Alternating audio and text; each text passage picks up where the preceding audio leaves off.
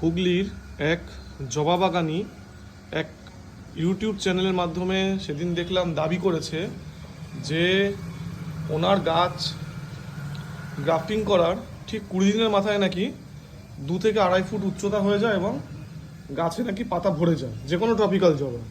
তা আমি একটু দেখাই, এটা আমার নিজের হাতে গ্রাফটিং করা গাছ, সব থেকে বেশি গ্রোথ পেয়েছে 1 মাস 13 দিন।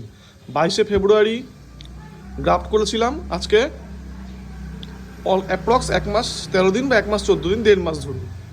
এইরকম ফেক বাগানির থেকে দূরে থাকবেন। যারা বলে কি না গ্রাফটিং করা 20 দিনের মধ্যে গাছের হাইট 2.5 ফুট হয়ে যায়, এই সমস্ত ইউটিউব চ্যানেল এবং বাগানির থেকে একটু দূরে থাকবেন।